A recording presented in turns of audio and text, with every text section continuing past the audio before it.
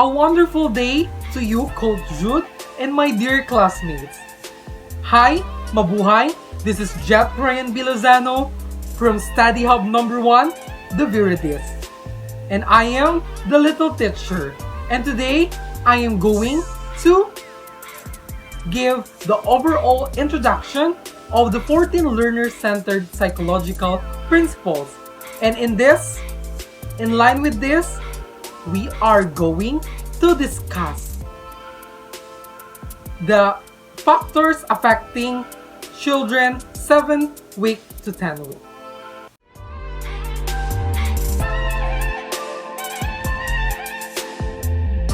So the other explanation of the nature learning process in the metacognitive way is one's ability to use prior knowledge to plan as a strategy for approaching a learning task. So it is take necessary steps to solve problem and evaluate results. And it is modify one's approach as we need it. So the explanation in the goal of the learning process in cognitive, it is a cognitive objects are designed to increase an individual knowledge.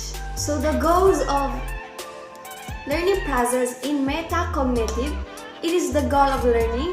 Metacognition strategies is to help learners become comfortable with these strategies so that they can employ them automatically to learning tasks. So it is focusing their attention, deriving of meaning, and making adjustments if something goes wrong.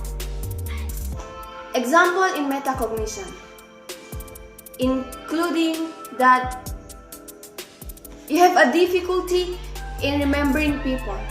So as an awareness, you reminding yourself that you should try to remember the name of a person you just met. So you are realizing that you know an answer to a question, but simply you cannot recall it in a moment. So here is the example in both cognitive and metacognitive learning process. For example, imagine a child who is completing a mathematical question. The cognitive process would allow the child to complete the task. However, the metacognition would double check through monitoring and evaluating the answer. So in this sense, metacognition try to verify and to build the confidence of a child. But what is strategic thinking? Strategic thinking focuses on finding and developing unique opportunities to create value by enabling a provocative and creative dialogue among people who can affect an organization's direction, i.e. the board and management. It is the input to strategic planning. Good strategic thinking uncover potential opportunities for creating value and challenges assumption about an organization value proposition, so that when the strategic plan is created, it is target these opportunities to strategic thinking is a way of understanding the fundamental drivers of a business and challenging conventional thinking about them in discussion with others. Finally, strategic thinking is having an awareness of what has not yet taken shape, having foresight, therefore, we should encourage forward thinking. Construction of knowledge. Student learning by connecting new knowledge with knowledge and concepts that they already know, thereby constructing new meanings. Students connect to knowledge most effectively in active social classroom, where they negotiate understanding, truth interaction, and varied approaches. Instructors should be aware that students as a novice learning often possess less developed or incomplete conceptual frameworks covered 2015. As a result, it may take time to learn how to chunk knowledge into similar retrievable categories, grow larger conceptual ideas, and interconnect ideas. They may also harbor misconceptions or erroneous ways of thinking which can limit or weaken connection. with new knowledge of Rosso 80 or 2010. Thinking about thinking. Thinking is an important mental process. It helps you to define and organize, experience, plan, learn, reflect, and create. But sometimes our thinking may for ability of reason become unhelpful, and this has to negative impact in our well-being. Number 6. Context of learning. Learning context is defined as the situation in which something is learned or understood, a situation that can impact how something is learned or what is taught. An example of learning context is the external learning environment, including the quality of equipment and facilities in the training level of the teacher.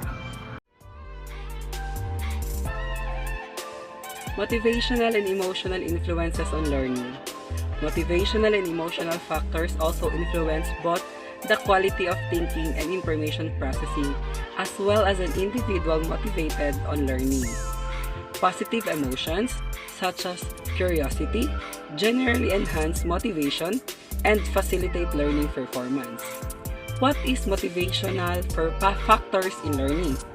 Many factors influence a given student motivational to work and learn, interest in subject matter, general desire to achieve environment, facilities, as well as patience and persistence.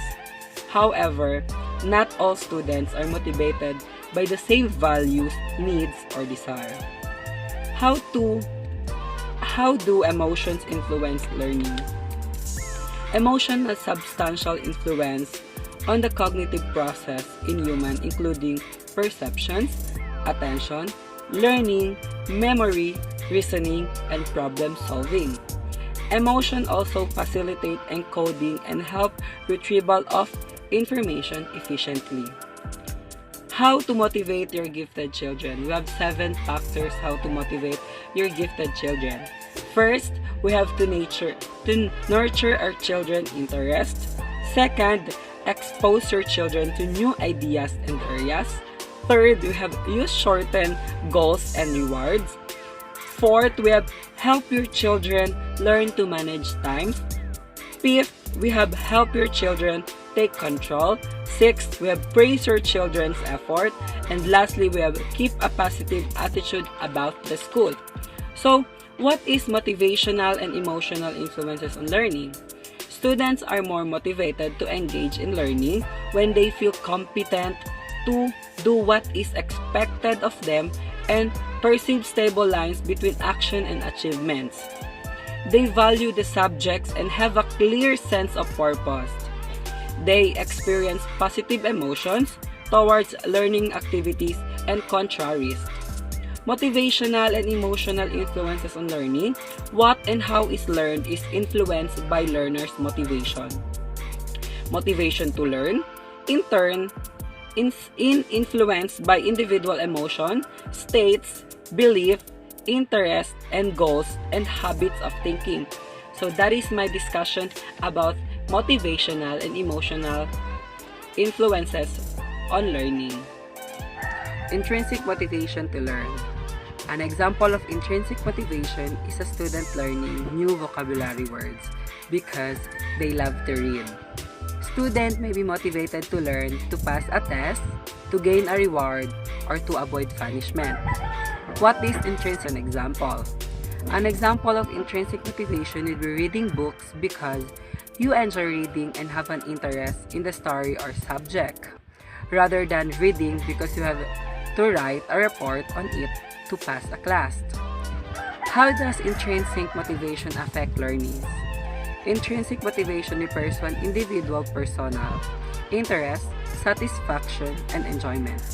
The factors affecting it are internal. Therefore, a person learns the learning sake without expecting anything such as grade or praise in return. Instead, they are guided by something deeper. What are the 3 types of intrinsic motivation by Pink?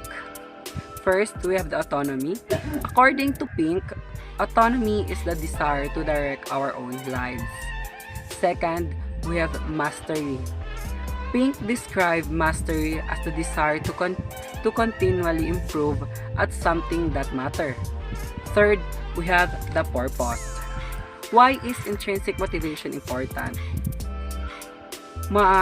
Intrinsic motivation is important for task persistence, for seeking a project through, and for ensuring exploration of a solution. Intrinsic motivation is also accompanied by positive effect. The love of the task is an important component of motivation. How do you build intrinsic motivation? Incorporating the following strategies. We have the four types strategies. First, we have evaluate your motivation. Starts by evaluating your current motivation. Second, choose your passion. Seek challenges and goals that have a personal meaning of sustained interest over time. Third, we have make an impact. Fourth, forget the rewards. So that's my discussions about intrinsic motivations on learning.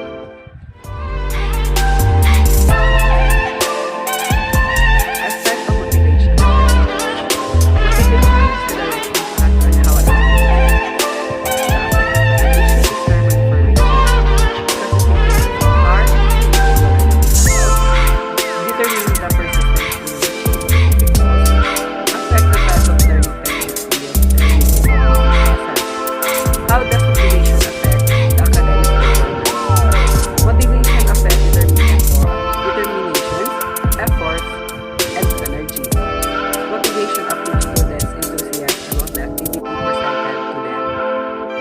Once they act motivated to achieve something by doing the task, they will eventually exert their full efforts, time, and energy. Explain the factors that affect your motivations. Student motivations can be affected by several factors. These elements include parent involvement, teacher enthusiasm, rewards, peer, the learner's environment, personal experience, personal interest of the students, and self-esteem and self-image. This aspect aid in creating lifelong learners. And now, I will going to discuss about the social influence on learning. So, what is the importance of these two influences? The importance of two influences.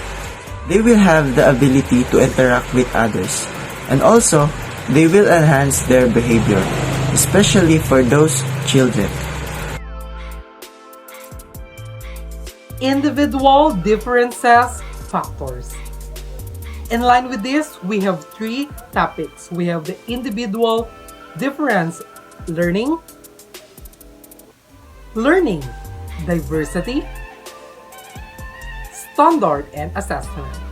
And with that, I would like to discuss to you the individual differences stand for variation of deviations among individuals in regard to a single characteristics or number of characteristics. It is a stand for those differences which is in their totality distinguish one individual from another. So we can say that individual differences is differences among humans that distinguish or separate from one another and makes us a single unique individual. So there are types of individual differences. We have differences in interest, differences in attitude, and differences in values. Learning diversity. This is to refers to infinite variety of life experiences and attributes that a child brings to their formal learnings at school, and all students with diverse learning needs have a right to access and a full engaging education on the same basis as their peers. Schools seek to empower learners by celebrating difference and providing educational and opportunities aimed at eliminating discrimination and focus growth and progress for all. We all know that in this learning diversity, it is something that a student or a learner showing in a 7 week or 10 weeks child or children showing that his or her capabilities, doing the right thing, and by segregating his learning principles as what he learned or what she learned from that lesson. Standards and assessment. In education, the term standards base refers to systems of instruction, assessment, grading, and academic reporting that are based students demonstrating understanding or mastery of the knowledge. And skills are expected to learn as they progress through education. Standard assessment, in this case, we all know that a student is being standardized by his or her growth and showing his and her capabilities to his colleagues, that she or he had a very adorable senses of showing that he is capable in doing those things. And I do believe that standard and assessment, it is something that a school implements the standardized assessment of every learner in the school. There you have it, ladies and gentlemen. That was conclude our task 8, and we are done to do this task. I would like to thank all of my student teachers by showing their integrity and willingness to do this task. Once again, I am the little teacher of Study Hub number 1, the Viridis. This is Jet Lozano saying, God bless, keep safe, and padayon.